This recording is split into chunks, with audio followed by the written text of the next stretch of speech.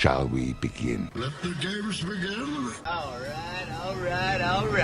A new age has begun. An age of freedom. Are you not entertained? Are you not entertained? Get to the chopper! This is going to be quite a ride.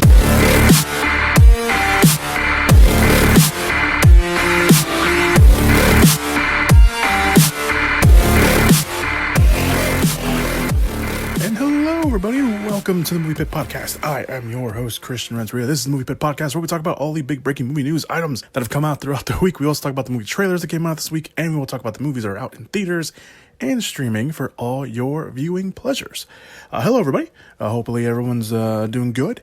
Unfortunately, I am recording this on Friday morning, and well, obviously that big thing happened, and yeah, it's just not the best of mood for everything going on right now, but I'm gonna try to cheer you guys up with some of the news items that came out this week. So yeah, we got to keep pushing forward, unfortunately, and it's hard. Everything that's already been said about it has already been said online, so I'm just gonna push forward about it. But let's get right into the movie news items. We do have two particular movie news items that came out last week that I do want to mention because I haven't done this in a while. I haven't really done movie news items that came out after the podcast went up last week. So, but there's two particular movie news items that I want to talk about. One of them is A24 announced the Iron Claw, which will be based off the famous wrestling family, the Von Erichs. If you don't know anything about me, I'm a big wrestling fan. I if you follow the Twitter account, I do, tweet every so often on Wednesday and Fridays when AEW is on. Von Erichs, very, very famous wrestling family, very popular wrestling family back in the day. So, this is really cool. So I just want to mention this. The other reason I want to mention this is because, not only are they doing that movie, they also have found their first, star for the movie, and it's Zac Efron. No word yet on who he's playing, but he will be part of the movie. Sean Durkin, who directed movies like Martha, Macy, May, Marlene, and The Nest, will write and direct the movie.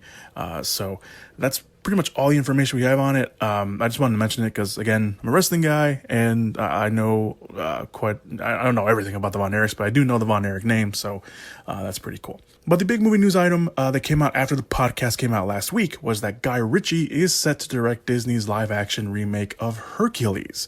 This will be Ritchie's second Disney live-action movie, as he did the 2019's Aladdin live-action movie, which was very successful for the studio, and it crossed the $1 billion mark, which I don't think many people thought that would happen, but it did.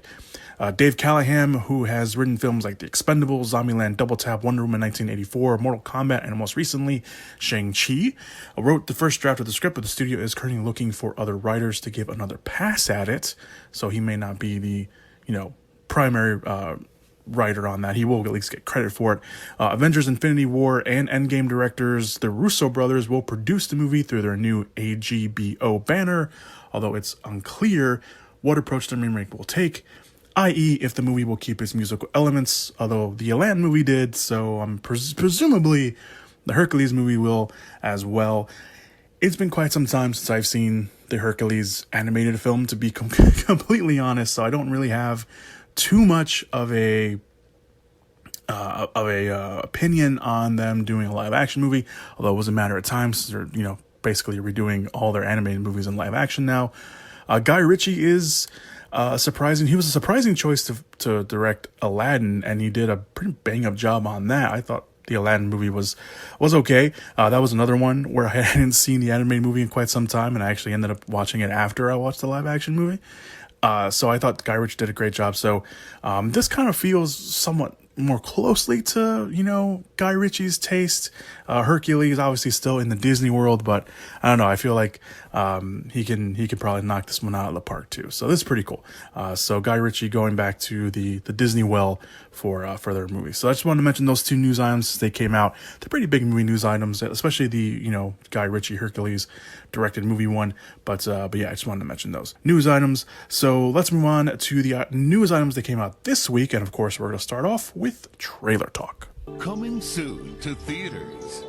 Just a few quick thoughts on some of the trailers that came out this week. We're not going to talk about all of them. We're going to really get into one of them, but we're going to talk quickly about some other ones that came out. Sony Pictures released the first trailer for their children's book adaptation of Lyle, Crocodile. The movie follows the Prim family who move to New York City and find Lyle, a singing crocodile who will be voiced by singer Shawn Mendes, who lives in their attic. Lyle and the youngest son, Josh, hit it off, but when the Prim's neighbors wants to get rid of Lyle, the family bands together along with Lyle. I don't know, I keep trying to say Kyle. Along with Lyle's charismatic owner, played by Javier Bardem, in a very crazy getup. If you watch the trailer, Lyle, Crocodile will open in theaters on October 7th. We'll talk more about that once we get closer to the release date. But I never read the children's book, Lyle, Crocodile, so I don't really... I didn't even know that it was a children's book. So Peacock released the first trailer for their upcoming slasher horror film set in the conversion camp for LGBTQIA+ people, titled, if I mispronounced that, I apologize, titled They Them. Kevin Bacon stars in the film as the organizer of the camp, named Owen Whistler. The camp itself is called Whistler Camp. The quick teaser sets up Bacon as a friendly and as friendly, and shows the kids that are there not really buying the conversion camp idea. Then it starts kind of going off the rails. We see some of the counselors looking down on the campers. There's one counselor who has a sledgehammer at one point, looking very menacing. And then there is a masked man at the end of the trailer who will probably most likely be the person killing everybody. They Them will open on Peacock on August 5th. It looks okay. It's very brief. You know, really couldn't get a very good opinion on it, considering the trailers, again, so very brief.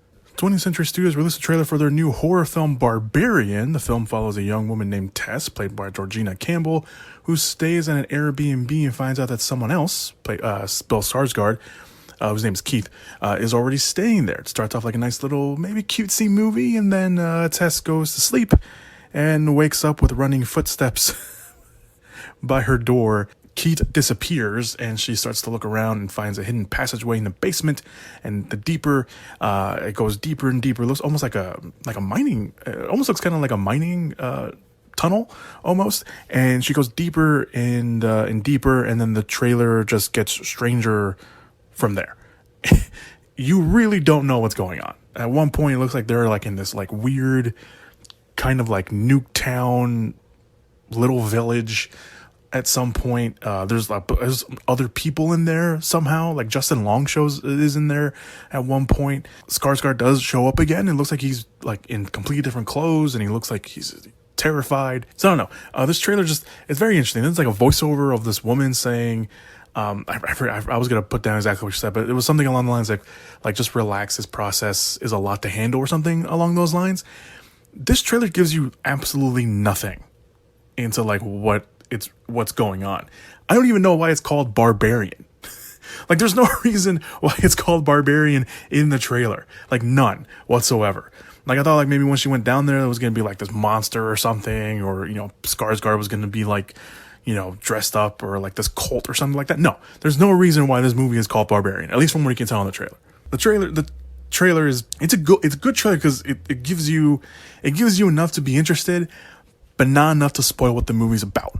And that's you know, we need a lot more of those today. So Barbarian will open in theaters on August 31st. We'll talk more about that, obviously, once we get closer to the release date. So let's talk about the big trailer, quote unquote, big trailer that came out this week. All right, so the big trailer of the week, it's Paramount Players. They released the first trailer for the mysterious horror film Smile.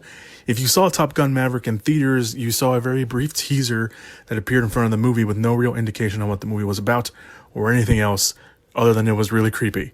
And this is the full-blown trailer for that teaser. So we got the full trailer, a better understanding of what Smile is about. So the movie will follow Dr. Rose Cotter, who is starting to experience unexplainable occurrences after a patient of hers kills herself in front of her after saying she's the only one that can see it. The movie is actually an adaptation of the 2020 short film titled Laura Hasn't Slept.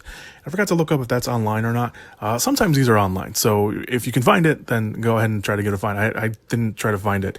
I am going to try to find it because I want to watch it. But Laura Hasn't Slept won the South by Southwest Film Festival special jury recognition, the Midnight Award, and received critical acclaim once it started going, to other film festivals. Parker Finn directed the short film, and a lot of short horror films that have gone out and made critical acclaim and get the big screen treatment, Finn will return to, has returned to write and direct the feature-length version of his short film. Also coming back is the original lead actress, but she won't be playing the lead role. Instead, that is Susie Bacon, who, yes, is the daughter of Kevin Bacon and Akira Sedgwick. Bacon has been building her resume ever since she got into Hollywood, or started, pursuing acting anyway. She started her acting career in Loverboy, which was directed by Kevin Bacon and also starred her mother, Akira Sedgwick. She was in 13 Reasons Why on Netflix. She was also in the TV series of Scream, and was recently in the HBO crime drama Mare of Easttown. Smile co-stars Kyle Gallagher, Jesse T. Usher, Rob Morgan, and Cal Penn. It opens on September 30th in theaters. So we get to see the teaser that we saw in front of Top Gun Maverick in the actual trailer itself, obviously with a bunch of other stuff that's going on. This is an interesting trailer because I wasn't really expecting a lot of it out of it, and then I saw it and I was like, okay, this trailer won me over with one particular scene, and it was the very end of the trailer, because throughout the trailer we see, it's smart. So this is the reason why I wasn't really expecting anything from the movie, or not really looking forward to it, because of the smile effect that they have. It's not overly dramatic like it is in the thing that made me think about that smile effect, which is the movie Truth or Dare. If anyone remembers that movie, it was the Blumhouse movie, the one with Lucy Hale and who was it, Tyler Posey and a few other people. But if you remember that movie, you know that anytime someone got, like, I don't want to say infected, but anytime someone, succumbed to whatever the curse was, they had, the kind of like the Snapchat filter that everyone was calling it, where, it just extended their smile like overly dramatic. That's what made me think. That's what I thought of when I saw the teaser for this, and while I was watching the actual trailer for this, it made me think of that. And I was like, man, this is not what you want people to think about, especially if they didn't like Truth or Dare. Truth or Dare is not good. In case you're wondering, like, I'd never watched it. Maybe don't. It's not good. Don't do it. But that's what made me think when I was watching this trailer. I was like, that's not a good thing, and it's trying to do its own thing as well, which is fine. It looks fine anyway, I should say. But then again, that the one thing that won me over from the trailer, and will make me, I already see it, but maybe there's like more stuff to it. It's at the very end of the trailer. We're seeing people with these smiles, and they're kind of haunting our lead character. And then the end trailer, I've never really jumped. Like I knew, like when the trailer's gonna do, like you just know it's gonna happen. Especially when you watch a horror trailer, like there's gonna be a jump scare, and especially at the end, there's always like a jump scare ending to horror trailers. This is no different, but this is one of the only ones that I can count on my hands, and in one hand that I can count that actually got me. And that for me is enough. That for me was enough. That for me was like, okay, you got me. I'll probably go watch your movie. I don't know if I'll watch it in theaters. It's a Paramount Players movie, so they'll probably have a window, and then they'll be on Paramount Plus by like, end of October or something, or beginning of November. Maybe then I'll watch it then. But I will watch this movie just because that little part got me. It won me over. It did. It won me over. So there you go. All right. So Smile again will open on September 30th. We'll talk more about that, once we get closer to the release date. All right, so let's move on to the movie news items of the week. We have quite a few big movie news items of the week. We'll start off with some smaller ones, and then of course we'll jump into the more bigger movie news items of the week. Leigh Seydoux is in negotiations to join the already big cast of Dune Part 2 as Lady Margot. The character in the original novel is a long-standing servant of the Sisterhood and an eventual ally to Paul, of course played by Timothée Chalamet in the movie. Denis Villeneuve is back. He will write, of course, and direct the movie, along with big players from the first movie all coming back, along with new cast members already included in Austin Butler, Florence Pugh, and Christopher Walken. Production is expected to start this fall, with the current release date for October 20th, 2023. Leigh Seydoux, of course, recently, what was it? Crimes of the Future. There you go. Forgot the title for a second. Crimes of the Future, the new David Cronenberg movie. She was also in the last couple James Bond movies, No Time to Die and Spectre. Trying to think of anything else. She was in one of the Mission Impossible movies. That's kind of, I think, where we kind of knew her from originally. So you've seen her before, probably, if you watched some of the big movies. You know who she is. if you look at her face, if you see her face anyway. Moving on. The first synopsis for Furiosa, the prequel to Mad Max Fury Road, has been revealed, and the synopsis reads like so. Quote, as the world fell, a young Furiosa is snatched from the green place of many mothers and falls into the hands of the great biker horde led by the warlord Dementus. Sweeping through the wasteland, they come across the citadel presided over the Immortan Joe. While the two tyrants war for dominance, Furiosa must survive many trials as she puts together the means to find her way home. So that is the synopsis. Let's break it down a little bit. Lord Dementus, he's actually from the 2015 Mad Max video game, which itself was developed based off Miller's notes about his Mad Max universe he created. So he's not just some out-of-the-blue character that was created for the movie. He actually does have some lore around him in the Mad Max universe from the video game itself. And from the synopsis, Lord Dementus sounds at least like he will be the main villain of the movie. The green place of many mothers will return. Of course, that was mentioned and sort of seen in Fury Road. That's the place where, everyone ends up going to because they think it's going to be safe for them. And of course, Immortan Joe will return. It looks like Tom Burke will play that character. He's in part of the cast. I forgot to look up what he was in, but Tom Burke will be taking over the role of Joe, obviously. Not only because the character is supposed to be younger, but also, sadly, because Hugh Keagsburn, who originally played Immortan Joe, he also played Toe Cutter in one of the original Mad Max movies, passed away in 2020. So Tom Burke has some big shoes to fill, but obviously being a younger version, they probably would have gone with a younger actor anyway, and Tom Burke is that actor. Anya Taylor-Joy will play the young Furiosa in the movie. Other returning cast members include Angus Sampson. He played the doctor, I guess you can say, in Fury Road, and Nathan Jones, who plays the big muscular man, Rictus, or his full name, because I gotta say it, Rictus Erectus. Yes, that is his character name, Rictus Erectus. He will return as well, obviously part of Immortan Jones' crew, obviously. Chris Hemsworth is also part of the cast. However, it's unknown who he's playing, although, considering the synopsis, he could be playing one of the bad guys. He could be playing Lord Dementus. We don't see Chris Hemsworth playing the villain a lot. He was, I guess you can consider him an antagonist of sorts in the Netflix movie Spiderhead, which I haven't watched, but he is one of the antagonists of that movie. He also played the bad guy, I guess you can say, in Bad Times at the El Royale, which he did very good in. Can't think of anything else he's played a villain in. I think he's mostly kind of played the bad guy, or the good guy anyway, in everything he's in. So there you go. Furiosa will open on May 24th, 2024, and is currently shooting. So there you go. I'm looking forward to it. I know a lot of people are still upset that Charlize Theron didn't return to play Furiosa in the movie. It is a younger version of the character, which is why I think it's okay. I mean, I'm sure that they try to work something out with Charlize to come back, and I guess they just couldn't figure it out, or maybe they just wanted to go younger anyway. So I don't know. Regardless, I'm gonna go watch it. I think it's still gonna be good. George Miller, of course, is coming back to return and direct the movie. He's directed pretty much every Mad Max movie, and I don't think he's gonna let go of his pride and joy. Basically the movies that made him famous, and it made him a household name amongst us film nerds. So I'm looking forward to it no matter what. Anya Taylor-Joy, if you're going to replace anybody, if you're going to replace Charlize Theron with anybody, Anya Taylor-Joy is a pretty good, solid pick. So let's move on. Warner Brothers has won a bidding war for the Sundance Kid Might Have Some Regrets.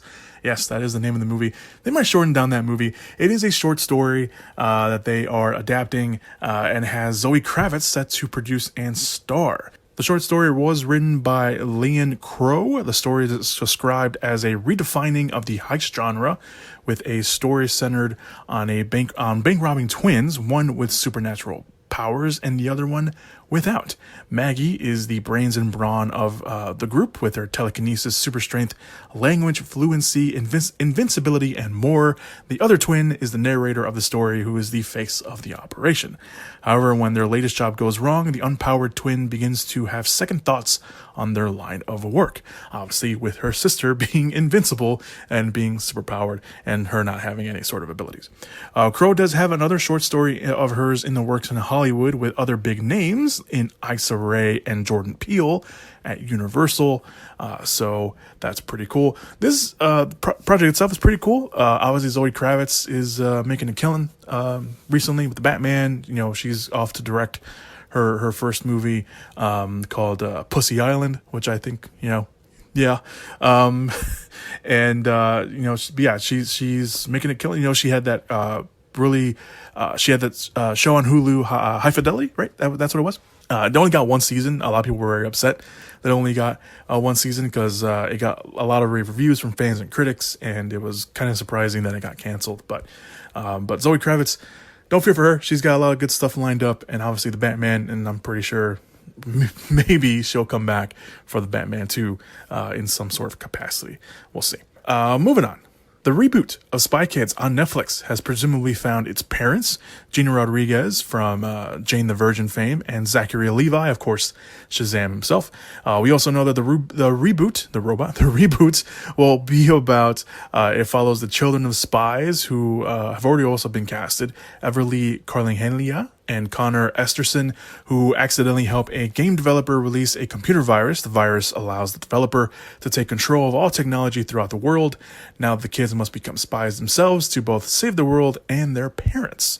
Robert Rodriguez, who created and directed the previous 4 Spy Kids movies, will return and direct the movie and will co-write the script with his son, Racer Max Rodriguez. Yes, his name is Racer Max, who will also produce the movie as well. The movie currently has no release date, but they're working on it. I remember I didn't watch the last Spy Kids movie because I think the last Spy Kids movie kind of itself was a reboot in some way. I think they were kind of relaunching it because if you remember, Carla Gugino and Antonio Banderas are the original parents of the first movie, and I think it was Jessica Alba and Joel McHale who were the parents in that reboot in the last one. I think it came out like in 2011 or something along like that. It was a while ago, but I didn't watch it because it didn't look that good to me personally.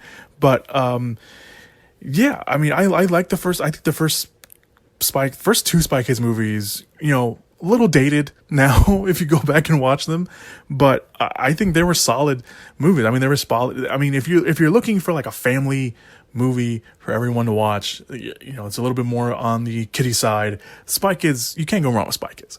I really liked the first movie. I liked the second one too. I think the third one was okay. I think the third one really. You know, kind of went into the 3D aspect of it all. And I think Sylvester Stallone was the bad guy in that movie. It was okay. It wasn't great. Even, you know, little old me knew that movie wasn't that great. But I think the first 2 Spy Kids movies are pretty solid.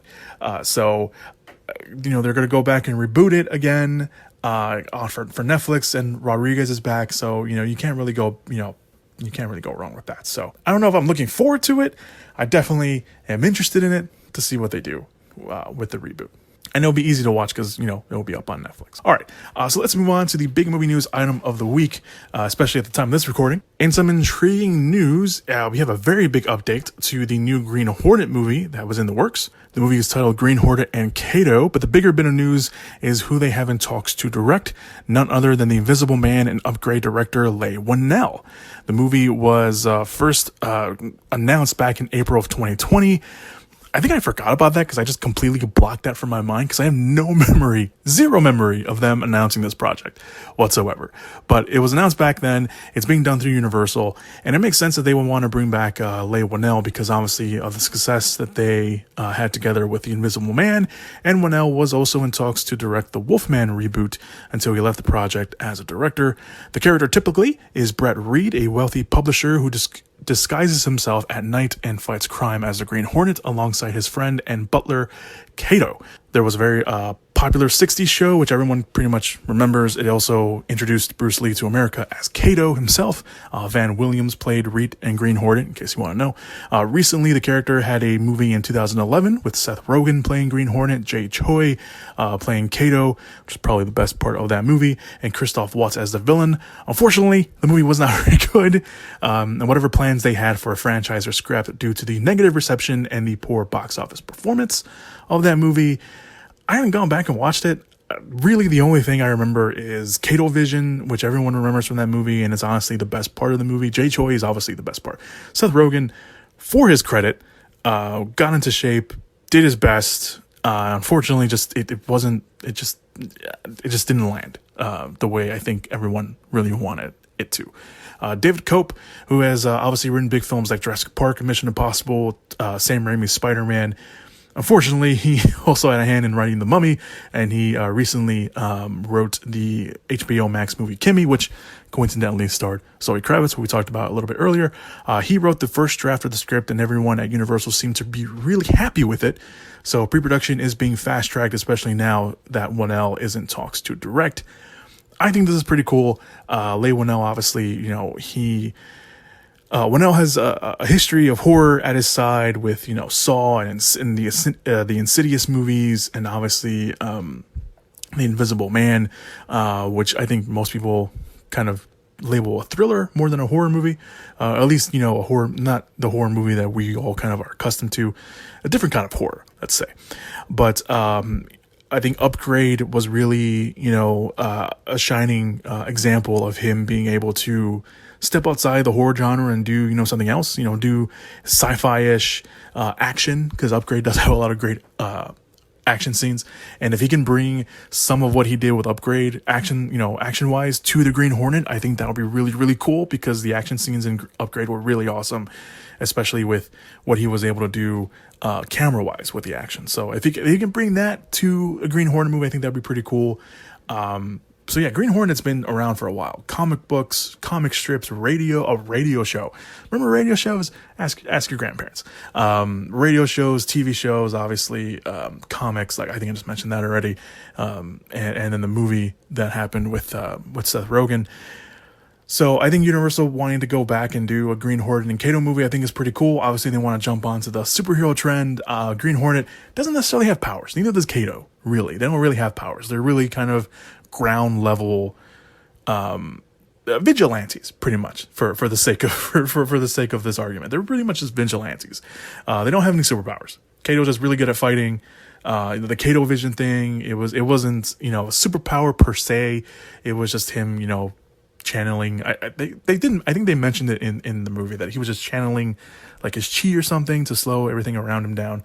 But Green Hornet himself, not a superhero. A superhero in terms of, what we know, like a Daredevil. Not even like Daredevil, because Daredevil, normal human man, no real superpowers except, his blindness, and, he was trained by, assassins and everything.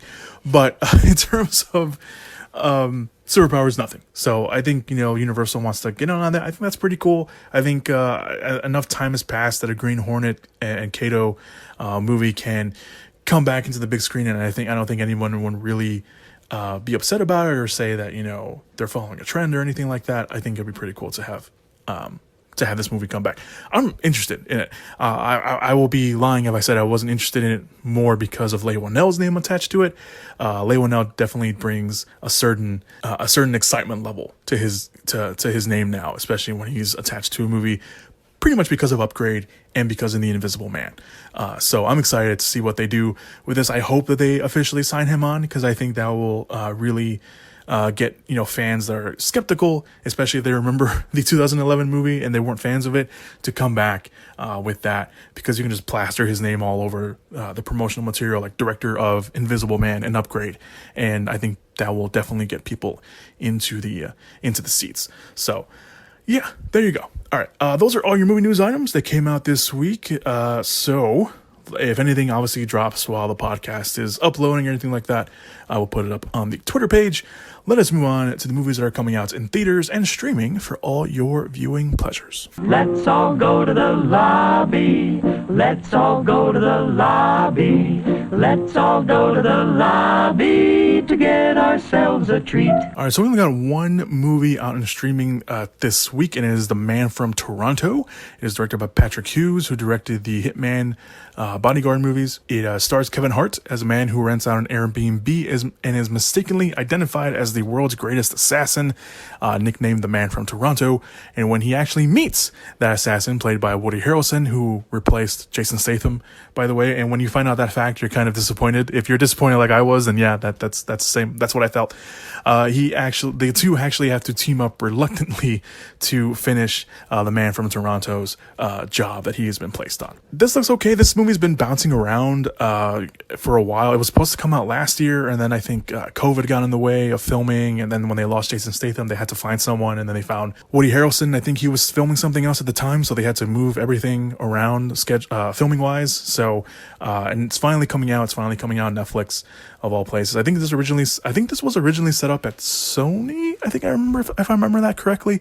But then they moved it to Netflix, which probably for the better, because, you know, more accessible now for everyone to watch it. So there you go. In theaters, limited release for Marcel the Shell with Shoes On. This is A24's newest film. It's based off the animated short and follows Marcel, a shell, basically, who attempts to find his family.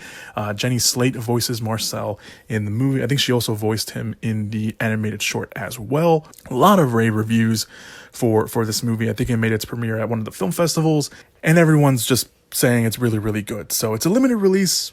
I think it will be getting a rollout in the coming weeks. So if you don't see it in your theaters this week, definitely, you know, keep checking your theater listings for the following weeks to come, because it will be coming out very soon. The next movie is Elvis.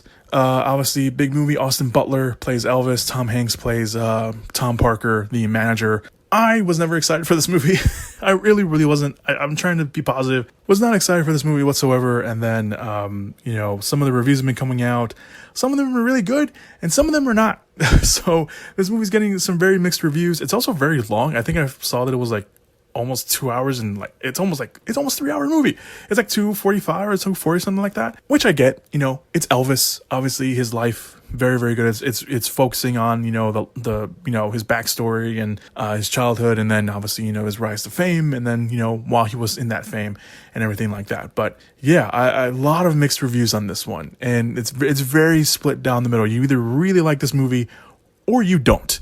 And I wasn't very excited for Elvis. I'll probably end up watching it here at home. To be completely honest with you, I'm not saying it's gonna be bad. I'm not. I wasn't sold on it. I don't really think, you know, if Austin Butler, I think I mentioned this when Austin Butler first got cast, and every time we had to bring up Elvis on the podcast. If Austin Butler nails the movie, more power to him, more credit to him. But I think, you know, I think Elvis was one of those things where it's like you hire essentially a newcomer or nobody in Hollywood and make this the movie that propels them in Hollywood, or you hire someone that people know and, you know, put all the weight on them to sell the movie and to sell the movie and to, you know, push the movie forward and hopefully, you know, bring an audience in. Austin Butler, you know, still relatively new in Hollywood. I know there's some, you know, people that know him and stuff like that from like smaller projects and stuff he's done, but not, you know, for the most part, he's still kind of a relatively unknown in Hollywood. And if Elvis is the movie that, you know, propels him to being a household name, great. Again, more power to him. But I don't know. I wasn't convinced with Austin Butler's casting as Elvis. That's just me. And even seeing him in the trailer, it's I don't know. I'm nothing against Austin Butler. Nothing against him. Don't know the guy. Again, don't know. I don't have a good grasp on everything he's done to really, you know, have an opinion on it. But I just, you know, I don't know. The movie itself, the movie's not doing it for me. I'll just put it like that.